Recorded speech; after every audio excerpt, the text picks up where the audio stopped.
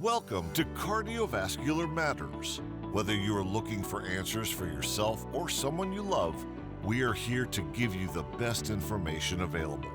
Each week, the founder of Cardiovascular Institute of the South, Dr. Craig Walker, and medical device sales veteran Terry Roberts discuss the causes, symptoms, treatment, and prevention of health-related issues stemming from cardiovascular disease. Now here's your hosts, Dr. Craig Walker and Terry Roberts. Hello, everyone. Welcome back to Cardiovascular Matters. Hope everyone's having a wonderful holiday season. And with the holidays, people might tend to overeat a little bit. And we've talked a little bit about a big issue that's going on throughout the country, especially in the United States with our society, and that's obesity. And about 8 months ago, when Dr. Walker and I were discussing this podcast, and we decided we wanted to do this to provide information for patients and their families about a myriad of topics involving cardiovascular medicine, I decided, I would go down and we would have a meeting. And as part of that, I was helping Dr. Walker. We were going to get our studio set up. And, we do these, they're in our home. Of course, I live in Memphis. Dr. Walker's down in Louisiana. And so I went down to help him set up his studio. And even though we talk very frequently, we don't see each other that often. And I think when I walked in his kitchen and he saw me, I think he probably was a little taken back because over the last few years, I had really put on a lot of weight. And, I pride myself in someone that's pretty disciplined and pretty determined. And I tried a number of different ways to lose weight because I knew it wasn't good. And obesity, we had discussed earlier, it's not just how you look. It definitely affects your health. And I was in trouble. And Dr. Walker was very kind and very empathetic and sympathetic with me and my situation. And he mentioned to me back 8 months ago that I should really look into getting with some type of wellness program that would include a GLP-1. And that's what we want to talk about today, because I can tell you here 8 months later, I have lost 105 pounds. I was as big as an NFL lineman, and now I'm as big as an NFL tight end. So, and that's where I want to be. I want to have a healthy BMI. And I'm just literally 15 or maybe 15, 16 pounds away from what the charts say you need to be in terms of a healthy BMI. And I can tell you 8 months ago, I would have never dreamed I would ever get back into that range. And I've done it. And it's with the help and the knowledge of, Dr. Walker. And he and I have talked about it extensively, my journey here this last 8 months as I've lost the weight and how I've done it. And we wanted to talk a little bit about that today. Not only, the effects of obesity, but there's options out there for patients to get help. And Dr. Walker's group will actually be offering these medications now. And if you've got these issues, and we'll talk about it more at the end, but I want to turn this over to Dr. Walker. And number one, thank you so much, Craig. You saved my life once again. And let's just talk about obesity, because it certainly had me by the throat. Well, obesity is a real disease. Mm-hmm. When you're obese, your blood pressure goes up. There's a direct correlation with blood pressure. When you're obese, your blood sugar goes up because you develop insulin resistance. You're more likely to have orthopedic problems, back pain, knee pain, etc. All of it. And so it kills people over time. That's what I told you. And, historically with medicine, doctors just didn't really deal with this the way we should. Most people wanted to lose weight because they wanted to change the way they look. Sure. And certainly that's worthwhile. It is. All of us want to look better. But, the second part is our general health. It is a real health parameter that we have to monitor. And, historically we said, well, just go on a diet. Nobody comes out of concentration camps fat, or things like that where you had forced starvation. But That's not really realistic. Let's be It's not. completely fair.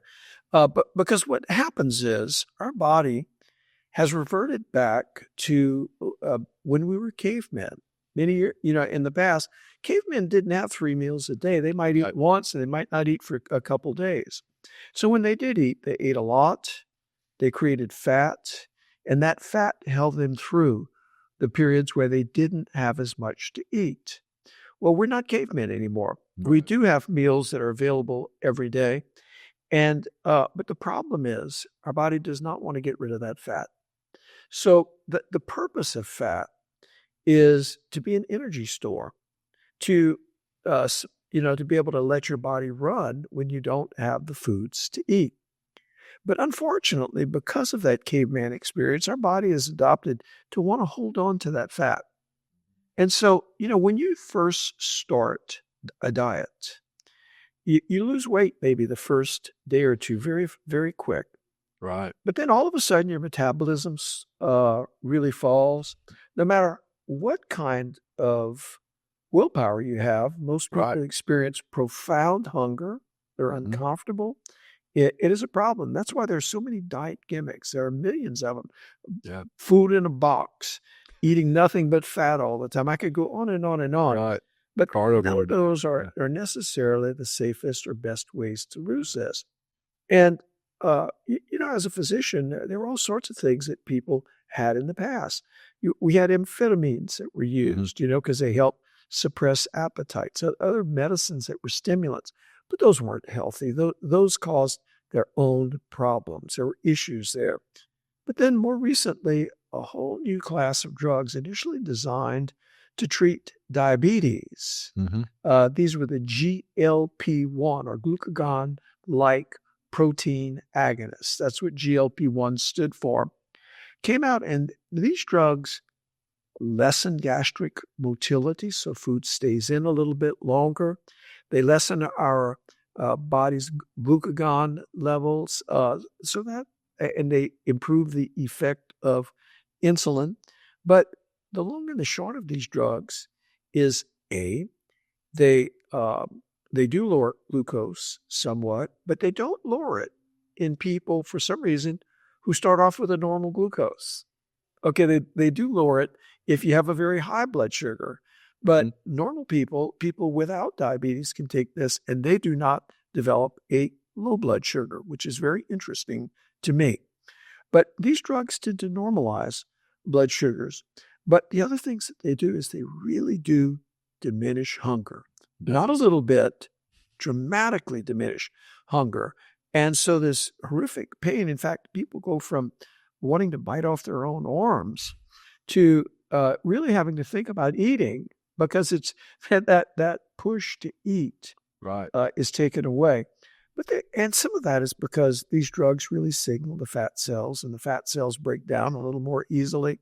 And so with these drugs, there's been tremendous weight loss. And because of that, these drugs are now amongst the most prescribed medicines, and certainly I would say the most talked about drugs in all of medicine.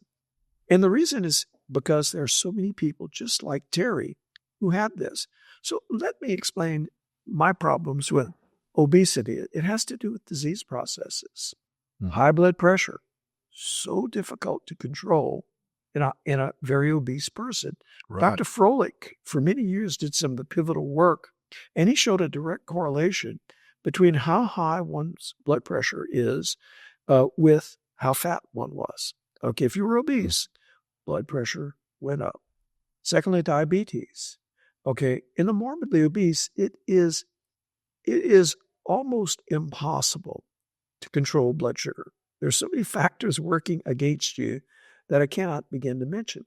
What about orthopedic problems? Oh, yeah. Bad knees, bad back, Yeah. bad shoulders. What do you think happens when you put an extra 100 pounds on your joints? Okay, much bigger. And then what happens if those joints are really bad and they've got to operate? Right. Much higher risk with that operation, much more likely to develop a clot, much more likely in the veins, much more likely to have other complications. What happens to the venous system? We have higher pressures placed in the venous system. Veins become incompetent. People may develop leg ulcers or certainly leg pain. Yeah. These are just a few of the many, many, many adverse outcomes in people who have markedly elevated body weight. So we use a measure called body mass index, or BMI, which takes into account height and weight. Now, Terry's a very tall guy. Terry's 6'6" or 6'7". He's pretty, when he said NFL tight end, he meant it. He's a very tall guy. He's a big frame guy. Yeah. But he had gotten up to a point that even with that frame, it was too much. No, as we talked about it, this is certainly not good. And I said, you know what will be the biggest outcome for you, Terry, if you lose this weight? He says, what's that, Craig? I said, I think all these other parameters will be better, but I really think you're going to feel better. I think you'll find it easier to breathe. I think you're going to find that you're less sleepy. I think you're going to find that there's a lot of stuff that you can do. And in today's world, with access to these drugs, this seems to work. So these drugs were not designed for weight loss, but in every trial, looking at these drugs and their effect on diabetes, they showed many very promising things. They showed, A, that the diabetes got much better. And it's very interesting. Not only did the diabetes get much better, but you didn't have the big swings in blood sugar. Right. You know, some people, when we're treating their diabetes, certainly we want to bring the blood sugar down to where it's not too high. But what we don't want to do is have it go very low where you have symptoms from it being too low. Mm-hmm. This tends to avoid that. This tends to more normalize one's blood pressure rather than just drop a sugar, you know, and at certain times make you hypoglycemic. In fact, when these drugs were used in non-diabetics, almost no one developed a low blood sugar in the non-diabetic. The only very few patients developed hyperglycemia at all or low blood sugar, but those were all diabetic patients, not non-diabetic patients. More study needs to occur to determine why that's the case. But certainly these really help to diminish that. The other thing we saw was heart attacks dropped, hospitalizations dropped, heart failure dropped. A lot of things dropped with these medications, and these drops were for the good. But what was not measured as much, but what I have seen very clearly in my patients, so I had clear medical justification to use these, but guess what else we saw? I saw people come in and say, Doc, I haven't felt this good in 2 decades. Mm-hmm. I mean, not this good in the last year. People who really said, you know, I really feel like I got younger in the last year. And I think Terry can attest to some of that. Terry, give your experience as to what you saw. Craig, you're reading my my chart here. Everything you described, you know, I've retired from my medical sales and sales management role. I'm still very active, have a lot of outside interests and hobbies, as you well know, but I honestly, you know, just didn't feel like doing a lot. I just was so worn out. And, you know, you talk about that, and I think that also impacts your mental health or your well-being in terms of, I wouldn't say I was depressed, but I certainly wasn't happy with my situation, and honestly a little embarrassed by the way that I looked. You know, I felt like I'd really let myself go. And, you know, the back issues, you mentioned that. I've been doing some work at my lake house, and I'd gotten a couple bags of concrete for a concrete pad that I was doing a dry pour on. And so anyway, I went to pick them up, and these are 80-pound bags of concrete. And I was like, holy cow, you know, I'm carrying this thing over to this job site and dropping it in. And I'm thinking, man, this is super heavy. And then I got to thinking, I've lost over 100 pounds. I've been carrying this around with me every moment. And you also brought us something talking about sleep. Man, I've always slept well. And I can just tell you over the last 5 or 6 years, I've not slept well. And looking back at it, I was sitting there in my doc's office, and you're going through that BMI thing, and you look, okay, here's my height, and okay, here's my weight, and this says morbid obesity. And it really is scary, you know. And this medication, what it's been able to do for me is, and Dr. Walker mentioned this, you know, anybody, you can diet, you know, but I was so hungry all the time. I would wake up thinking about it. I go to sleep thinking about it. I was just hungry all the time. And what this medication has done is basically eliminated that hunger drive that's there, which has allowed me to stay on a very healthy, you know, what I call the macro food list. And Dr. Walker's clinic will have this if the patients are interested. But basically, it's you can look on this list of foods that, you know, you can get on, and this is not for somebody that wants to lose 10 pounds. This is somebody that's morbidly obese and wants to drop all the weight and get into an healthy range. And I can just tell you, this has literally been the easiest thing I've ever done. I mean, I'm eating more healthy. I think I'd read a quote one where I think Steve Jobs said it, and it said, if you don't eat your food like medicine, you're going to eat medicine like food when you get older. And so I really look at my meals now as not as sport or fun, but this is what you know, my body needs to maintain a healthy lifestyle.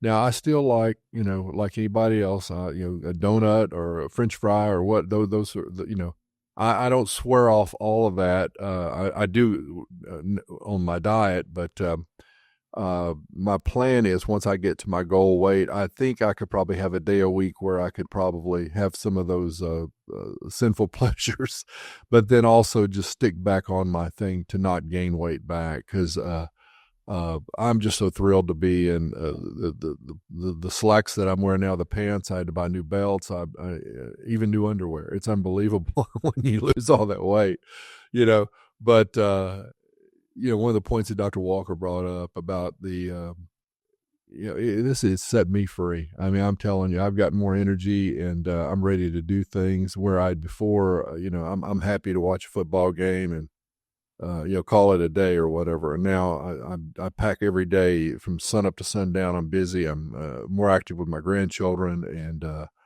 all of these things I think mean, you know, not just physical health, but mental health. So I really have to thank you because I knew nothing about it. I mean, I was in medical device sales, and I mean, you know, it was out of my area of expertise. And I've done a lot of research in the last 8 months about these peptides and about what works and what doesn't work. And it's just been miraculous for me. So thank you. Terry, thank you, Terry. But think about this, and let's compare it to what we used to do. Have to send people to bypass surgery, gut bypass surgery to lose weight. Those surgeries were dangerous. Right. They were fraught with all sorts of complications. Often when the patients had those complications, they revised, and they often came back worse than where they started. Right. These drugs have been revolutionary. They have absolutely allowed a lot of people to get back on the right path. I know very few people anywhere as regimented as you are. And the fact that you can even attest to the fact that following a diet, when you put your mind to it, because I've watched you over the years, you know, put your mind to doing something, you always can accomplish it. But that's becomes more and more difficult. I've seen people struggle with this all of the time. And as you said, this is not necessarily what you take if you want to lose 5 pounds or 10 pounds, but, you know, moderate to morbid obesity, particularly if you have high blood pressure, right? Particularly if you have heart disease, or if you have obstructive sleep apnea. Correct. Being able to lose this weight, or you have orthopedic problems, even the moderate obese patient has tremendous benefit from this.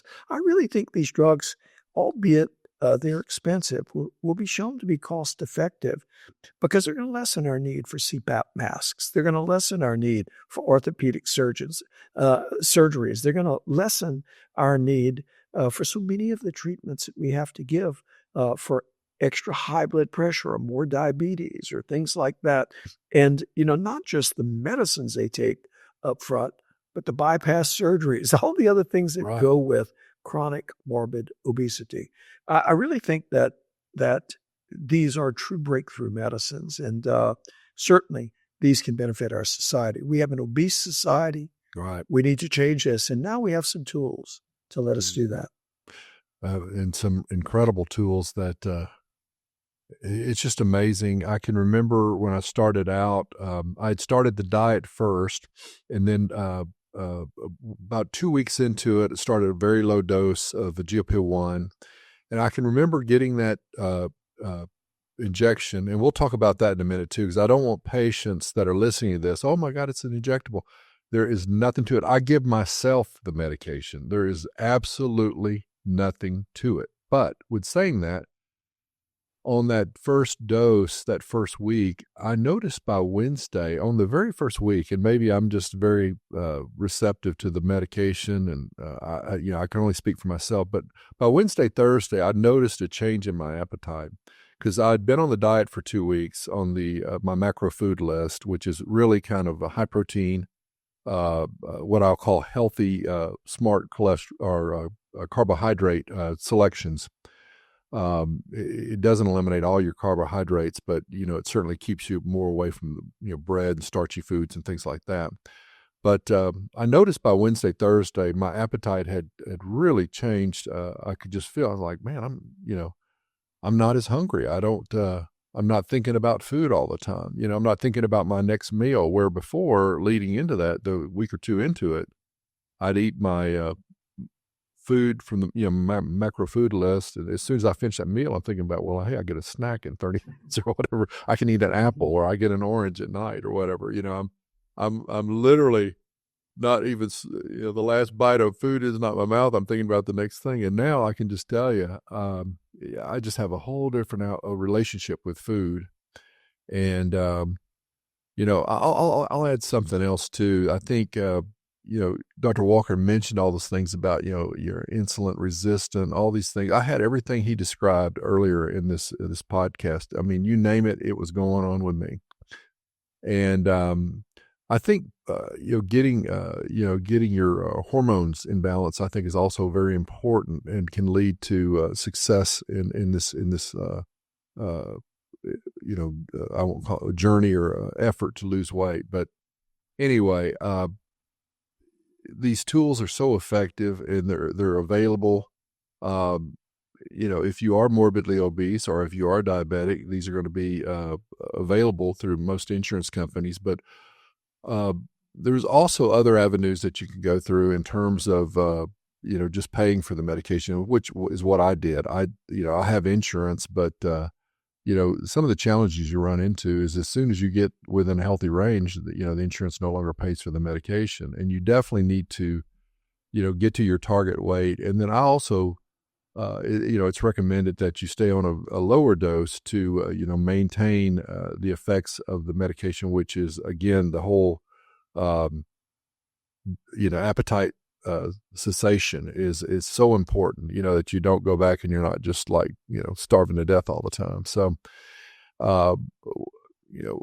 Dr. Walker and I have spoken a lot about this, and I know that his group has made an effort to make this available. And I think, again, if you're out there and you really want to get serious about losing weight and getting yourself, this incredible result that I've been able to do, then, www.cardio.com, check them out and get an appointment, go in and get yourself on this path, because what it literally just gave me my life back. So I can't thank you enough, Craig. Great. Really, really appreciate it. So I want to wish everyone a really happy holidays. I want you to know that for Thanksgiving, I had some turkey and I had green beans. I had a little bit of my dressing that I made, but just about probably 2 or 3 tablespoonfuls, where in years past, that would have been just the preamble to about 4 or 5 plates full of that. So I actually went through the week of Thanksgiving and actually lost a pound. So these GLP-1s are incredible. If you like to explore that and actually lose your weight, you need to see Dr. Walker's group. So anyway, thanks everyone for this great episode of Cardiovascular Matters. We'll see you again before Christmas with some more information. Be sure and like and follow us. That way you get the notification when we drop new content. But thank you so much, Dr. Walker. Thank you, Terry.